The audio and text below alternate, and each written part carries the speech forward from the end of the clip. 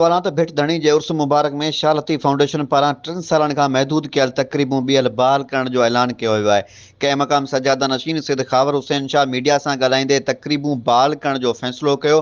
उन जो चवणु आहे त 3 साल मेलो न थियण करे तक़रीबूं महदूद हुयूं ऐं हिन भेरे शानदार अंदाज़ सां तक़रीबूं मुनक़िद कयूं वेंदियूं। 14 सफ़र खां उर्स मुबारक शुरू थी रहियो आहे। शाह लतीफ़ फाउंडेशन तरफ़ां समूरियूं सरगर्मियूं ॿीहर शुरू कयूं वेंदियूं।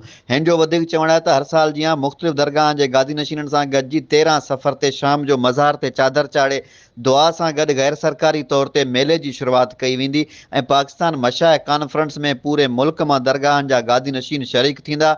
उर्स मुबारक जा 3 ॾींहं शाह लतीफ़ फाउंडेशन तरफ़ां प्रोग्राम मुनक़िद कया वेंदा। हिन जो वधीक चवणु आहे त दरगाह ते मशाइख़ कॉन्फ्रेंस, अदबी कॉन्फ्रेंस, राग जी महफ़िल, दुआ जी तक़रीब मुनक़िद कई वेंदी ऐं किरोना वबा ऐं ॿोॾि जी सूरतहाल सबबि 3 साल जेके तक़रीबूं मुल्तवी कयूं वयूं हुयूं, हिन साल उहे समूरियूं तक़रीबूं बहाल करे मुर्शिद लतीफ़ सरकार जो मेलो भरपूर अंदाज़ सां मल्हायो वेंदो।